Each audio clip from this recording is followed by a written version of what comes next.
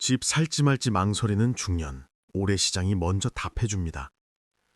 어제 부동산 중개소 앞을 지나다가 문득 멈춰 섰습니다. 유리창에 붙어있는 매물 사진들을 한참 들여다봤습니다. 가격이 예전보다 많이 내려갔더군요. 집에 돌아와서도 그 생각이 떠나지 않았습니다. 지금 사야 하나? 아니면 더 기다려야 하나? 50평생 이렇게 고민이 많았던 적이 없습니다. 여러분도 혹시 지금 같은 고민을 하고 계신가요?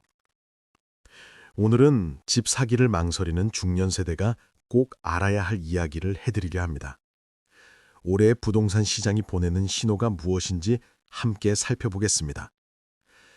새해가 밝았지만 부동산 시장은 여전히 혼란스럽습니다. 어떤 사람은 지금이 마지막 기회라고 합니다. 더 늦으면 다시 오른다고 서두르라고 합니다. 반대로 어떤 사람은 아직 바닥이 아니라고 합니다. 더 떨어질 거니까 기다리라고 조언합니다. 도대체 누구 말을 믿어야 할까요? 한 지인이 석 달째 고민 중입니다. 전세로 살다가 집을 사려고 합니다. 평생 모은 돈에 대출을 조금 받으면 살 수 있습니다. 마음에 드는 아파트도 찾았습니다. 가격도 작년보다 많이 내렸습니다. 그런데 결정을 못 내립니다. 지금 사면 더 떨어질까 봐 두렵습니다. 주말마다 그 아파트 단지 앞을 배회합니다. 들어가서 계약할까 말까 망설입니다. 중개사무소 문을 열다가 다시 돌아섭니다. 집에 와서는 인터넷을 뒤집니다. 전문가들의 전망을 찾아보고 통계 자료를 들여다봅니다. 하지만 볼수록 혼란스럽습니다. 아내는 답답해합니다. 언제까지 이렇게 망설일 거냐고. 마음에 드는 집이면 사라고. 기회를 놓치면 후회한다고. 하지만 남편은 결정을 못합니다. 평생 모은 돈이 걸린 문제입니다. 잘못 판단하면 인생이 망가질 수 있습니다. 이 고민이 얼마나 무거운지 당사자가 아니면 모릅니다. 먼저 올해 부동산 시장이 보내는 첫 번째 신호를 봐야 합니다. 바로 공급 물량입니다. 올해는 새로 지어진 아파트가 많이 나옵니다. 몇 년 전에 분양했던 아파트들이 완공되어 입주를 시작합니다. 전국적으로 물량이 쏟아집니다. 한 동네의 사례를 보겠습니다. 작년까지만 해도 조용했던 지역입니다. 그런데 올해 대단지 아파트 3곳이 동시에 입주합니다. 수천 세대가 한꺼번에 공급됩니다. 문제는 수요입니다. 이 많은 집을 누가 다 살까요? 입주를 앞둔 분들도 걱정이 많습니다. 한 할아버지가 아들을 위해 분양받았습니다. 몇 년 전 청약에 당첨돼서 기뻤습니다. 당시에는 집값이 계속 오를 거라고 믿었습니다. 프리미엄도 받을 수 있을 거라고 기대했습니다. 중도금을 열심히 납부했고 이제 곧 입주입니다. 그런데 분위기가 이상합니다. 같은 단지 분양권을 파는 사람들이 많습니다. 가격을 계속 낮춰도 안 팔립니다. 입주를 앞두고 급매로 내놓은 물건이 수십 채입니다. 할아버지는 불안해졌습니다. 이 집을 어떻게 할까? 아들에게 줘야 하나? 아니면 팔아야 하나? 더 큰 문제는 주변 시세입니다. 신축인데도 옆 단지 구축 아파트보다 비싸지 않습니다. 새 아파트인데 프리미엄이 없습니다. 오히려 분양가보다 낮은 가격에 거래되기도 합니다. 이것이 올해 시장이 보내는 첫 번째 신호입니다. 공급은 많은데 수요는 부족하다는 것입니다. 두 번째 신호는 금리입니다. 많은 분들이 금리 인하를 기대합니다. 금리가 내려가면 대출 이자가 줄어들고 집 사기가 쉬워질 거라고 생각합니다. 그러면 집값도 오를 거라고 기대합니다. 하지만 현실은 그렇게 단순하지 않습니다. 한 사람이 대출을 알아봤습니다. 5년 전에 집을 샀을 때는 금리가 낮았습니다. 이자 부담이 크지 않았습니다. 하지만 지금은 다릅니다. 같은 금액을 빌려도 이자가 2배 가까이 됩니다. 월 상환액이 감당하기 어려운 수준입니다. 설령 금리가 조금 내려가도 큰 차이가 없습니다. 과거의 낮은 금리로 돌아가기는 어렵습니다. 전문가들도 말합니다. 금리는 서서히 내려갈 것이지만 과거 수준까지는 힘들 거라고. 그러니 금리 인하를 기대하고 무리하게 대출받는 것은 위험합니다. 한 부부가 이런 실수를 했습니다. 금리가 곧 떨어질 거라는 말을 믿었습니다. 그래서 대출을 많이 받아 집을 샀습니다. 금리가 내려가면 갈아타면 된다고 생각했습니다. 하지만 금리가 기대만큼 빨리 내려가지 않았습니다. 몇 달째 높은 이자를 내고 있습니다. 월급으로 감당하기 벅찹니다. 생활비를 줄이고 저축을 깨고 있습니다. 이러다가 집을 지키지 못할까봐 두렵습니다. 금리에 대한 막연한 기대가 독이 됐습니다.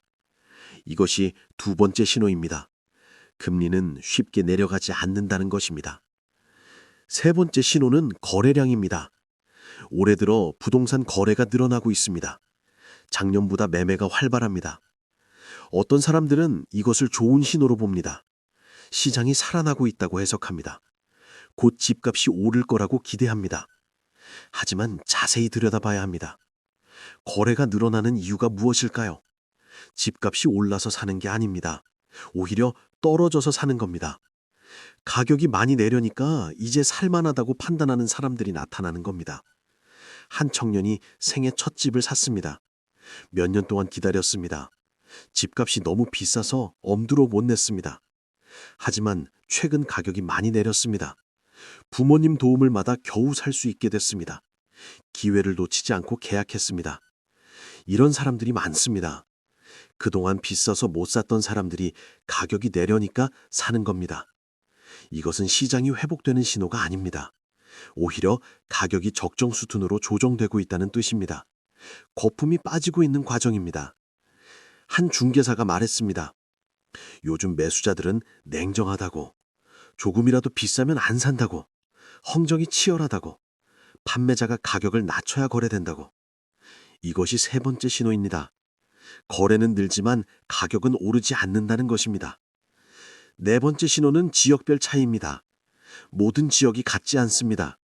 서울과 지방이 다르고 강남과 강북이 다릅니다. 같은 지역 안에서도 동네마다 다릅니다. 획일적으로 판단하면 안 됩니다. 세밀하게 들여다놔야 합니다. 한 할아버지가 지방에 집을 가지고 있습니다. 10년 전에 노후를 위해 샀습니다. 당시에는 괜찮은 투자라고 생각했습니다. 지방도 발전할 거라고 믿었습니다. 하지만 현실은 달랐습니다. 지방 인구는 계속 줄었고 집값은 떨어졌습니다. 팔려고 내놓아도 안 팔립니다. 가격을 계속 낮춰도 고민이조차 없습니다.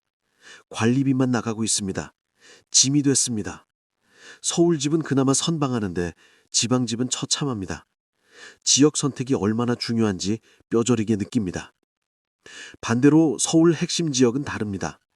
가격이 떨어지긴 했지만 그래도 거래가 됩니다. 좋은 입지의 아파트는 여전히 수요가 있습니다. 학군이 좋고 교통이 편하고 주변 인프라가 잘 갖춰진 곳은 버팁니다. 한 부부가 강남의 작은 아파트를 샀습니다.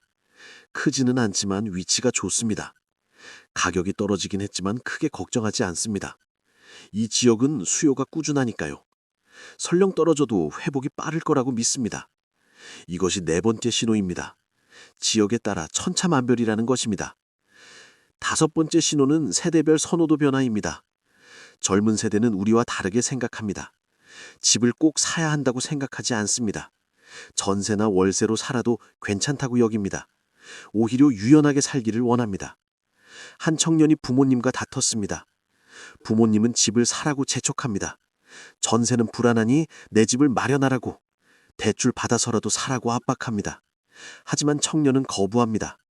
지금 집을 사면 빚더미에 앉는다고, 차라리 전세로 살며 다른 것에 투자하겠다고 합니다. 이런 세대가 점점 늘어납니다. 집 소유에 대한 집착이 약합니다. 주식이나 코인 같은 다른 투자처를 선호합니다. 해외여행이나 자기 개발에 돈을 씁니다. 집보다 경험을 중시합니다. 이것은 부동산 수요의 근본적인 변화를 의미합니다. 한 전문가가 경고합니다. 앞으로 부동산 수요는 줄어들 거라고. 젊은 세대가 집을 안 사니까요. 인구도 줄고 있습니다. 수요가 줄면 가격은 오르기 어렵습니다. 과거처럼 집값이 무조건 오른다는 공식은 이제 통하지 않습니다. 이것이 다섯 번째 신호입니다. 세대가 바뀌면서 집에 대한 인식도 바뀌고 있다는 것입니다. 우리 세대의 상식이 더 이상 통하지 않습니다. 새로운 시대를 이해해야 합니다. 그렇다면 우리는 어떻게 해야 할까요? 집을 사야 할까요? 말아야 할까요? 정답은 사람마다 다릅니다. 획일적인 답은 없습니다. 자기 상황에 맞춰 판단해야 합니다. 먼저 목적을 분명히 해야 합니다. 왜 집을 사려고 하는가? 살려고 사는 건가? 투자하려고 사는 건가? 목적이 다르면 판단 기준도 달라집니다. 살 집이라면 가격보다 편의성이 중요합니다. 학교와 병원이 가깝고 교통이 편한 곳이 좋습니다. 한 할머니가 작은 아파트를 샀습니다. 투자 목적이 아니었습니다. 노후에 편하게 살 집이 필요했습니다. 병원이 가까운 곳을 골랐습니다.